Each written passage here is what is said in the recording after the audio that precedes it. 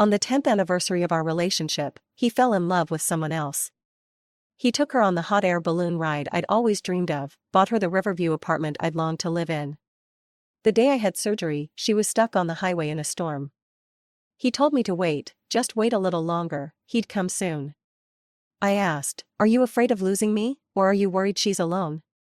He didn't answer. On the 10th anniversary of us being together, Ives had another woman. The phone on the table lit up repeatedly. It was her. "Your tie doesn't match your outfit today. Next time, let me pick for you." The tie was a gift from me. The suit? Also from me. On our wedding anniversary, Ives matched everything I had ever given him. He's now one of the most prominent men in the city. Such a combination looked ridiculous. But he said, "People who say it doesn't look good are just jealous that I have such a wonderful wife." Really? Is she jealous, too? She messaged again, "By the way, do I look good today? Do you like me?" Attached was a photo, her bare shoulders glowing, young and fair. From the bathroom, Ives called out, "Can you bring me a towel?" For a moment, I froze. Then a cold tear slipped down my cheek, and I realized what had just happened. With trembling fingers, I scrolled upward. I saw him call her baby, declaring she was his true love. Over the years, Ives had grown composed and mature. I thought he no longer liked cheesy nicknames. Turns out, he still did, just not for me. Ives walked out, mumbling, "Why didn't you answer me? I'm freezing here. Where else are you going to find someone like me?" His words stopped as he saw my pale face. After a pause, he said, "Sally, it's not what you think. She's just an intern trying to take shortcuts. This day was bound to come." I stood silently and walked to the bedroom. Deep down, I had seen this coming. I knew. I always knew. Years ago, when he came home drunk, his secretary brought him back. He was mumbling "baby," and she casually helped him out of his shoes and loosened his tie. She addressed me as Miss Sally, her eyes sharp and hostile. I offered her a glass of water and politely asked her to leave. That night, I sat by the window, my mind in turmoil, unable to sleep. I knew there wasn't anything between them, maybe just flirtation. But doubt festered like mold in the dark. When Ives woke, he sensed my unease and buried his head in my neck. "Trust me. We've been together for so many years. I know what to do and what not to do." Did I trust him? I wanted to. But suspicion consumed me. I became obsessed, checking his schedule, his phone, interrogating him over the slightest thing. One day, he grew tired. "I've already fired her. What more do you want?" His eyes were filled with disappointment. I froze, staring at my reflection. Was that me? The woman in the mirror looked nothing like the resilient version of myself I thought I knew. Disheveled hair, a tense expression, I covered my face and broke down. Ives pulled me into his arms, softly saying, "Please, just trust me."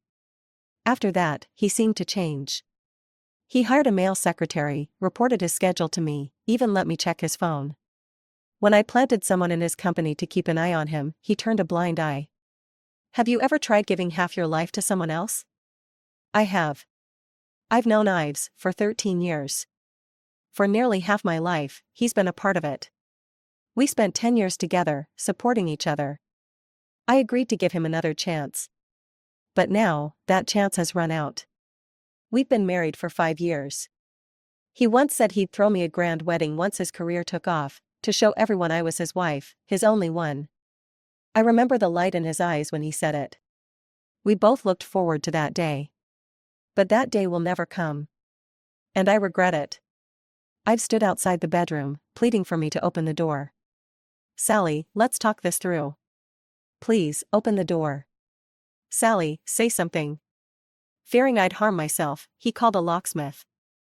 I opened the door nonchalantly, dragging a suitcase. Over the years, we'd had plenty of arguments. But it was always him who left. This time, I chose to go. "Let's part ways before it gets uglier." He didn't respond. He just grabbed my suitcase, stubbornly trailing behind me like a child. In this big house, there wasn't much worth taking.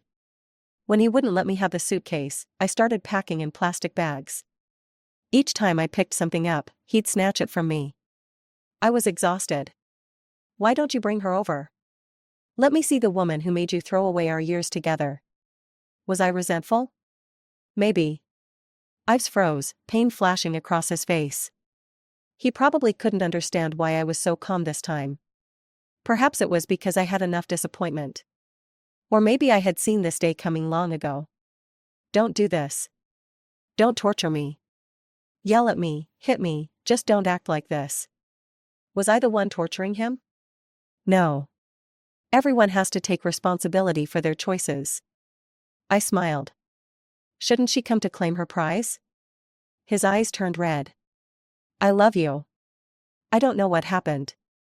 Maybe it's because she reminds me of you. She's stubborn, just like you used to be. I whispered, am I no longer myself? He fell silent. Late at night, I left with my plastic bags. Ives blocked my way, dropping his pitiful act. He rubbed his temples. What do you want from me?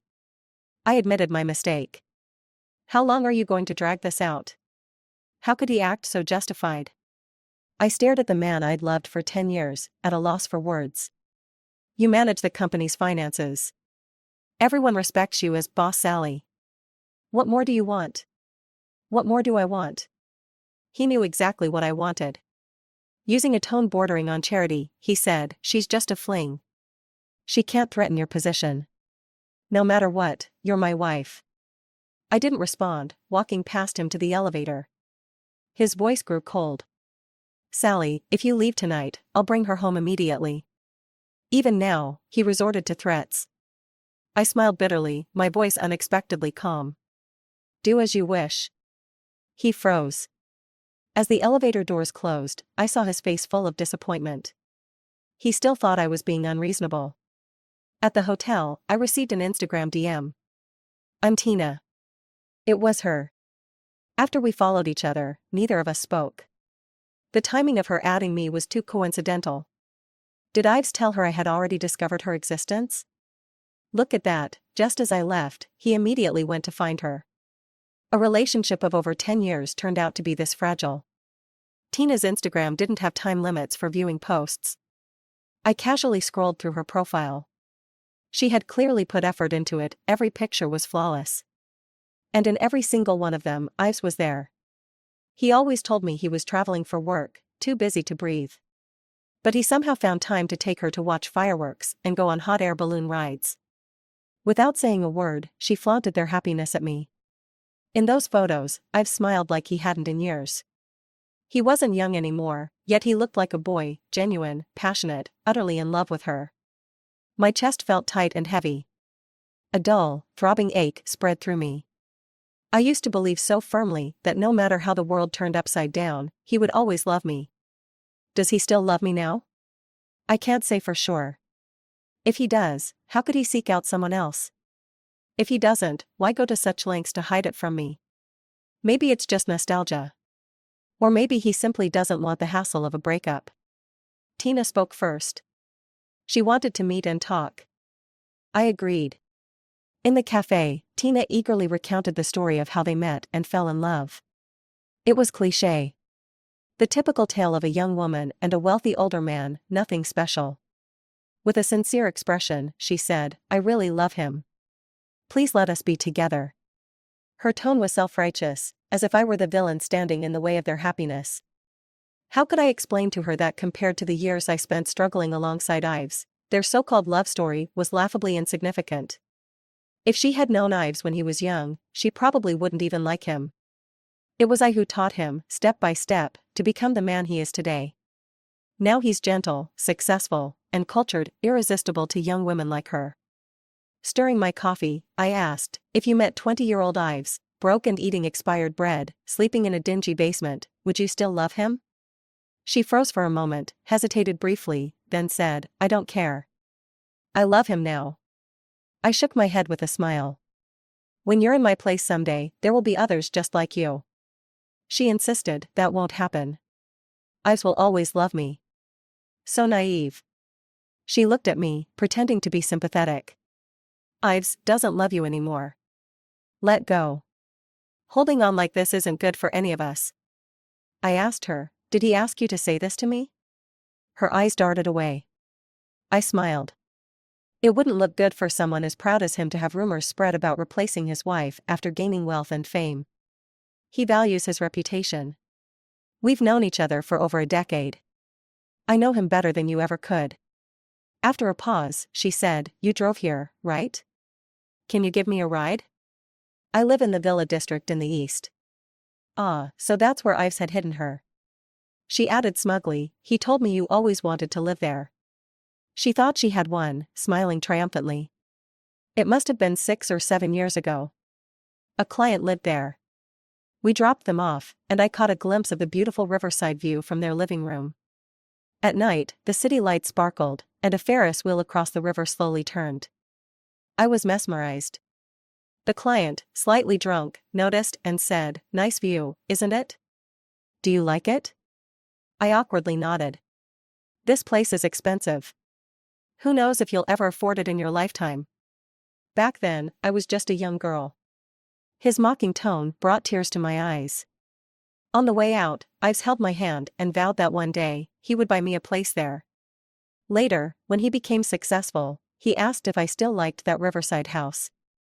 I did, but it was too far from his office, and I couldn't bear to make him wake up earlier and commute longer.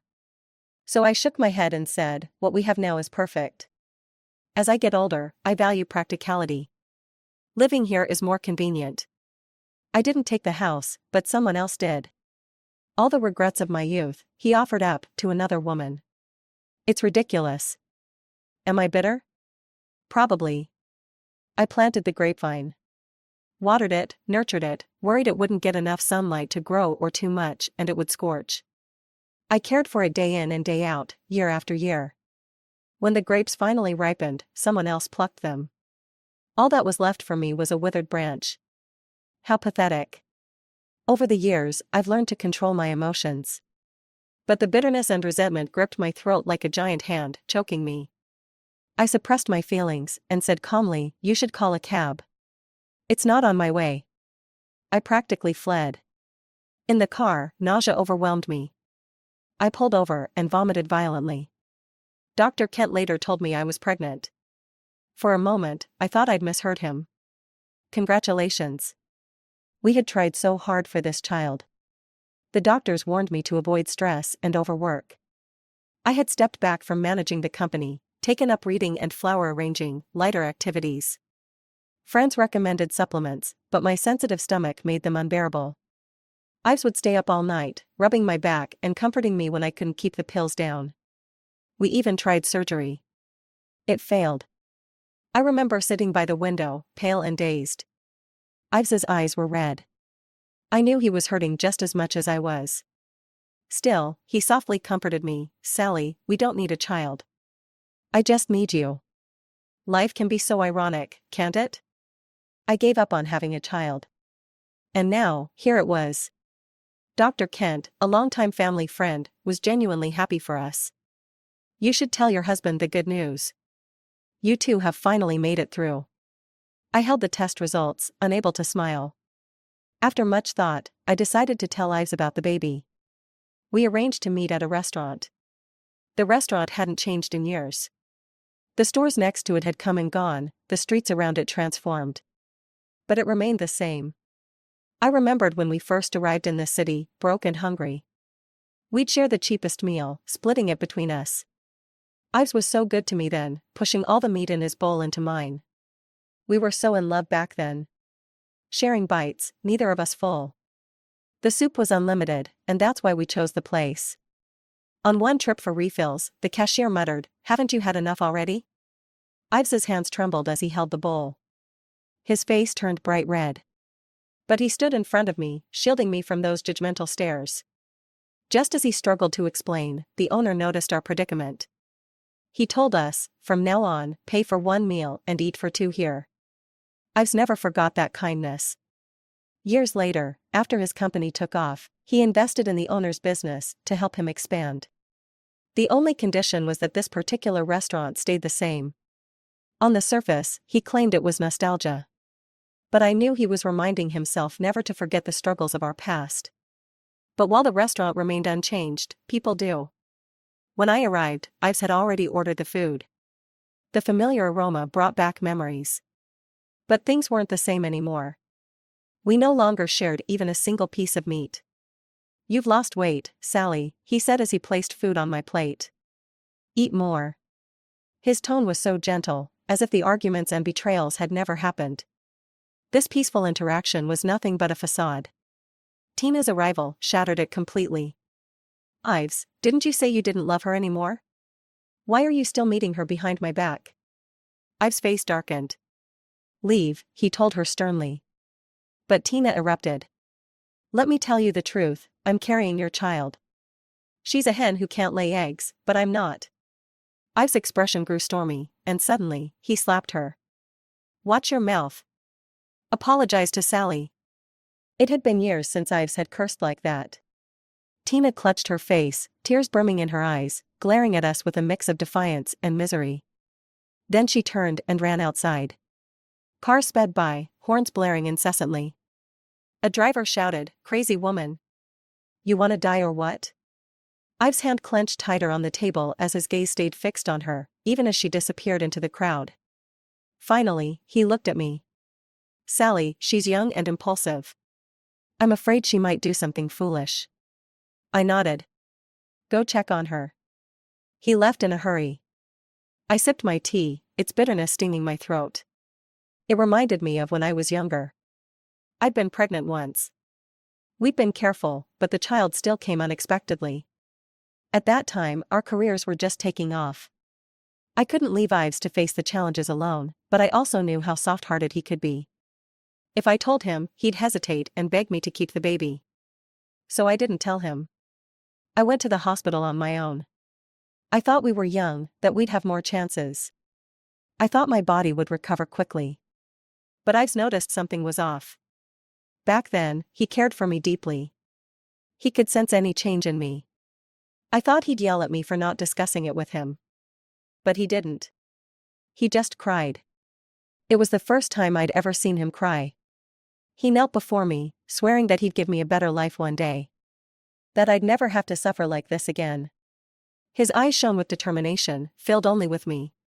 He truly loved me back then. And now, he truly doesn't.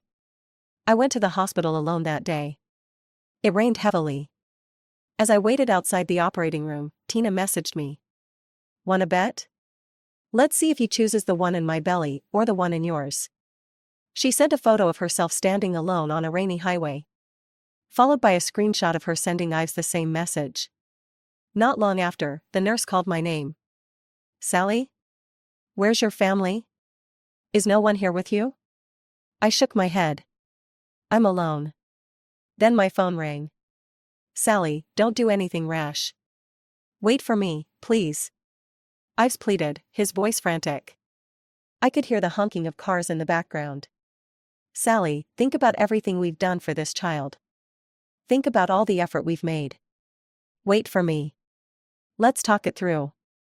Don't you want to be a mother?" I asked him, "Are you scared of losing me or worried about her being alone?" He didn't answer. Then Tina's voice chimed in, full of cheer, "We'll come see you together." Her words abruptly stopped as Ives cut off the call. Oh, so he'd already found her. Her methods were clumsy. Ives is smart, he couldn't have been fooled. But he was afraid. Afraid of hurting her. Afraid of losing her, even by the slimmest chance. As the icy fluid entered my veins, I closed my eyes. He used to rush toward me with the same determination. Memories flooded my mind, too many to count. We'd been together for so long that I thought he was always meant to be a part of my life. At 17, I met him. 17, a beautiful age. But my 17 was a mess, until Ives came along. Ives, the boy from the city, an outsider in our small town. Rumors spread quickly there. They said he was an illegitimate child, that his mother had been someone's mistress, to support him. Whenever he heard those words, he fought back fiercely, always ending up bruised and battered. The man who's now calm and composed was once a lonely, defiant teenager. Sometimes I marvel at how time changes us. I don't know why he noticed me, maybe because of the bruises on my arms or our similar situations. We became close friends. When my father and stepmother planned to marry me off. It was Ives who saved me. He showed me there was a world beyond this small town. Stood in front of me, telling me I still had him. He held my hand and led me to escape, saving me from being treated as someone else's possession. He was one of the few bright spots in my dark past. But now, that light has dimmed. Memories have turned into sharp knives, stabbing at my heart. Time is cruel. It's turned us into unrecognizable versions of ourselves. When I woke up from the anesthesia, I sat by the bed, dazed. Tears slid down my face, cold as ice. Ives rushed in, his voice harsh. "What have you done?" "Sally, that was our child. The child we worked so hard to have." I looked up and noticed his shirt buttons were done up wrong. I didn't want to think about what that meant. "Sally, answer me. Are you crazy?" I pulled out the divorce papers from my bag and handed them to him. He snatched them and tore them to shreds. The fragments fell like snow. It had been years since he'd lost control like this. "Don't put on this act, Ives. You brought all of this on yourself," I said. "The reason we ended up here is because of you." His brows furrowed deeply, fists clenched at his sides, trembling with force. The air grew heavy, suffocating. I doubled over, shaking with discomfort. Ives finally gave in, his tone softer. "Sally, she wasn't on the highway. She lied to you." He explained that Tina had intercepted a call from Dr. Kent while he was showering. She fabricated the photo and conversation. In that moment, everything became clear. No wonder his buttons were mismatched. What they'd been doing before he came here was obvious. "I rushed over as soon as I found out," he said. "Sally, I genuinely want this child. I want us to raise it together, give it the best life possible. I'll be a good father and a good husband." I asked, "And what about the one she's carrying?" "I'll make her get rid of it. No one will threaten our child's place." His tone was firm and resolute. He'd say anything to make me stay. I couldn't help but laugh. Laughing and laughing, I ended up in tears. The pain in my lower abdomen was sharp, as if a knife was twisting inside me. I felt like I really didn't know him anymore. The Ives I remembered was sincere and kind. He was never like this.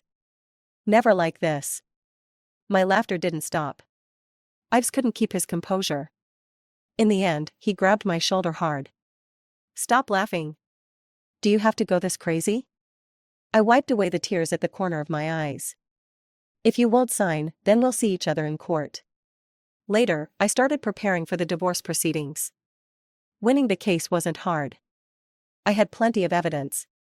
Everything Tina had said, and Ives' affair, was all documented. But, still, it wasn't as simple as it seemed. Ives had a lot of connections. At the first hearing, he didn't show up. He only called me and asked, "Sally, does it have to be like this?"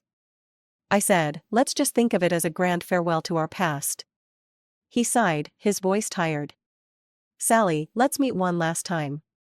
Ives took me back to the small town. Everything had changed so much. The school had been renovated. It was the season when the grass was green and the birds were singing, and children were playing soccer on the field. A ball flew toward us. Without hesitation, Ives instinctively blocked the ball with his body. It was just like it was many years ago. When classmates spat at me, when my dad hit me with a broom, he was always there, standing in front of me. He asked, "Did it hit you?" I shook my head, feeling a sense of sadness. We could endure hardship together, but we couldn't share happiness. We walked out together. Several times, he tried to hold my hand. I didn't let him. We followed the same path we took when we ran away. On the hillside, he twisted his ankle. I tried to pull him up but couldn't. I could only watch as he rolled down the slope. "Ives." He appeared, holding a bouquet of flowers, jumping out of the grass. I was still in shock, and the tear in my eye nearly spilled over. He knelt down on one knee. "Sally, I owe you a wedding. Let's start over." In the box was a huge diamond ring. "I promised I would give you a grand wedding." I never forgot. No, he had forgotten. We had been married for 5 years. In these years, his company had grown bigger and stronger. But only now, he remembered. Ives pushed the hair from his forehead. Sally, do you remember this scar? We said we'd never be apart. Forever. I shook my head. There's no forever. Is it really so hard for you to love one person forever? He seemed desperate to prove something, his tone urgent. It's not hard. It's really not. I've always loved you. He was still lying to me. He was lying to himself. He nearly knelt before me. He said he was wrong. He really was wrong. He still loved me. Sally, please give me one more chance. Let's start over. I looked at his face, and I wondered. When was the last time he cried? It was when he got his first big deal, holding me and saying, I told you, I'll make you happy. The joy overwhelmed him, and his eyes turned red. Even further back, it was when I agreed to marry him. He cried so much, saying he would love me for a lifetime. A lifetime. But we'd only been married for a few years, and now he didn't want to anymore. And then there was that time. That time. Back when the company was just starting, I did everything: secretary, finance, purchasing, cleaning. I worked myself to exhaustion. When I woke up, the doctor told me it was probably stomach cancer. The words hit me like a huge stone to the chest. All the vomiting and stomach pains had a reason. I felt like it wasn't real. I've stood frozen, murmuring, it's impossible, how could it be? You're still so young. He seemed to have lost his mind, dragging me out of the room. We're not staying here. It must be a misdiagnosis. We'll go to another hospital, find the best doctor. But I understood better than he did. I knew what was coming. My mom died from stomach cancer. In the early stages, it's treatable. But at that time, we didn't have the money, so we had to let it go. As time passed, she was no longer recognizable. She said, don't let your dad see me, I don't look good. She had no idea. The one she worried about had long since hooked up with someone else. I was only 5 at the time, already seeing how fleeting affection could be. I was really scared. I was afraid that, in the end, I'd end up like that with Ives. Get out. Just leave me alone. Go away. When we got to the big hospital, I hit him, kicked him, and told him to leave. He didn't say a word, just hugged me tightly. His tears soaked into my collar. So hot. I couldn't soften my heart. I couldn't let myself soften. The scar on his forehead was from that day when I hit him with the key. Even when it bled, he wouldn't leave. I had no choice. He said, no matter what the result is, we'll face it together, okay? I have money, Sally. I have money. What was the first thought that crossed my mind? I didn't want to drag him down. He was young and talented, his future bright. This was an opportunity he had waited for a long time. That money was so important to him. I wouldn't touch a penny of it. After that, I stopped talking to him. I just wanted him to leave.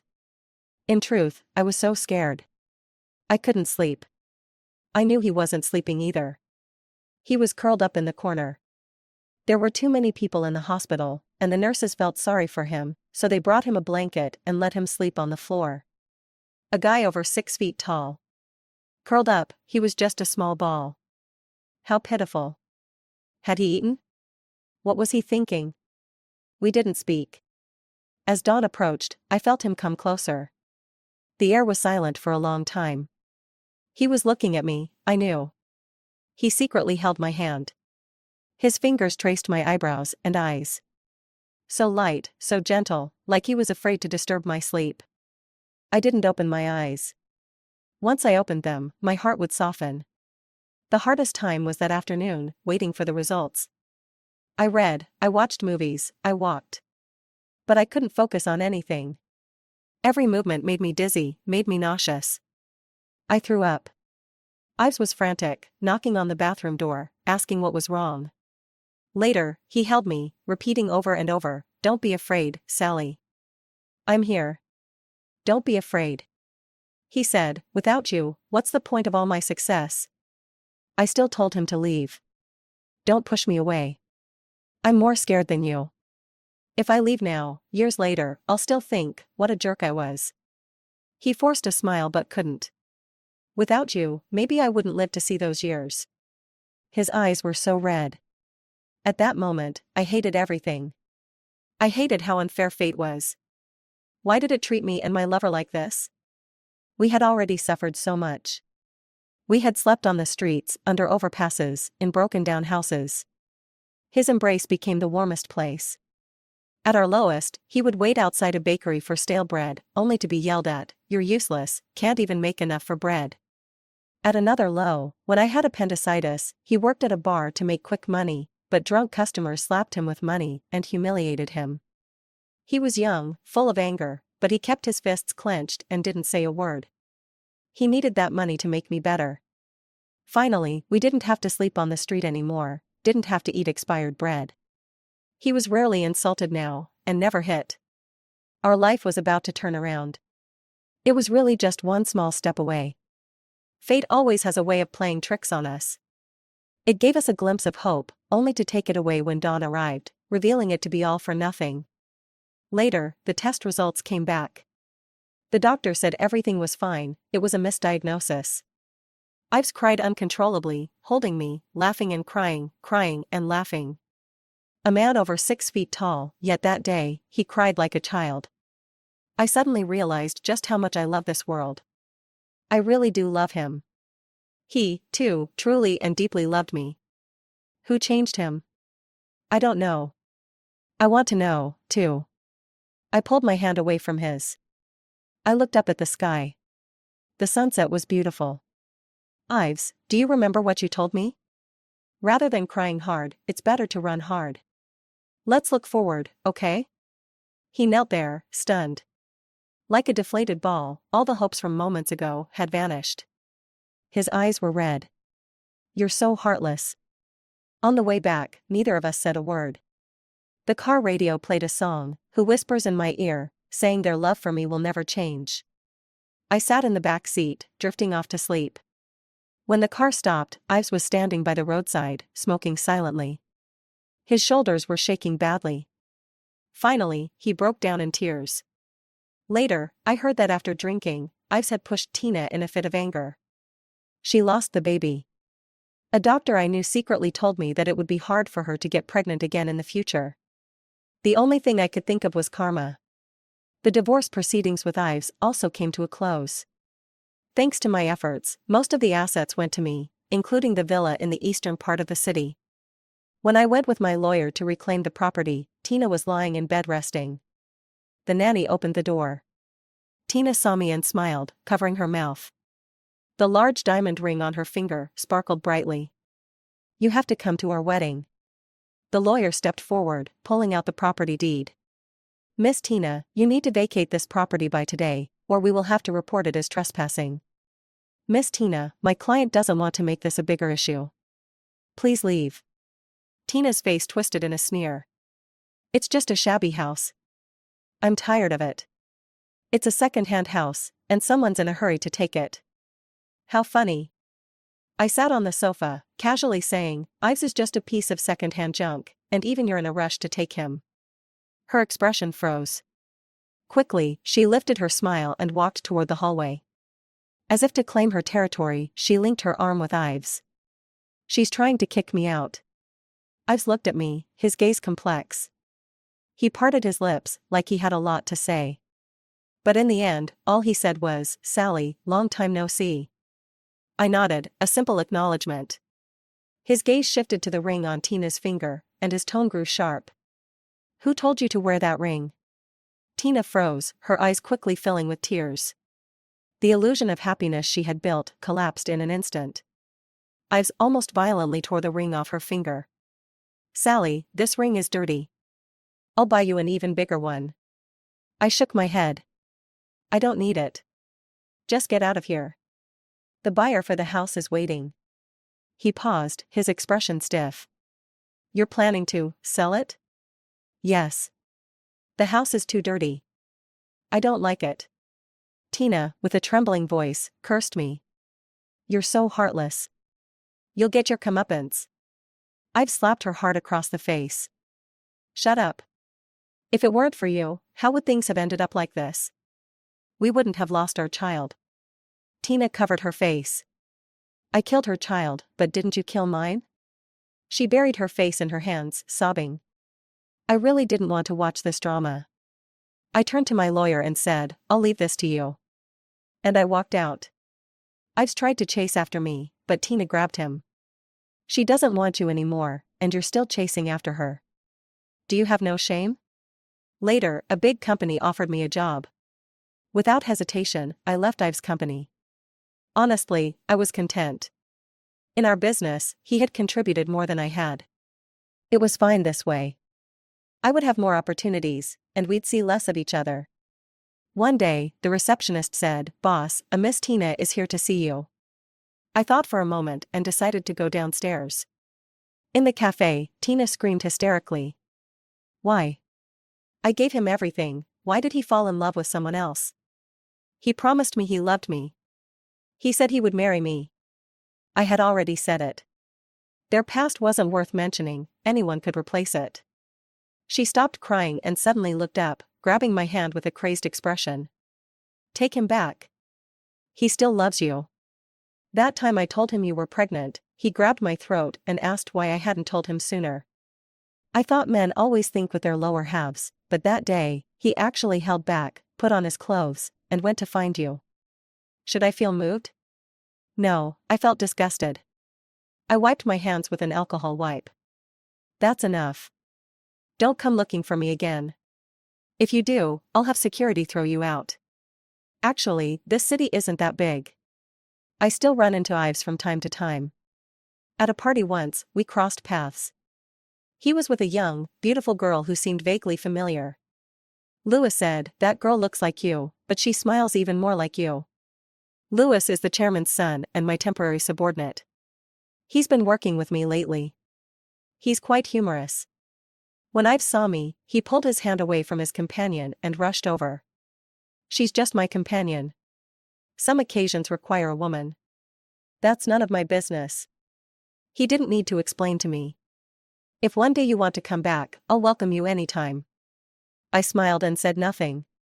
That night, I had a dream. I dreamt of 17-year-old Ives saying, Hello, I'm Ives. Then I woke up, the tears dried.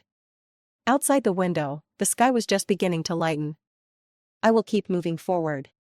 Flourishing all the way, every step a success. 10 miles of spring breeze, but no more of him. End.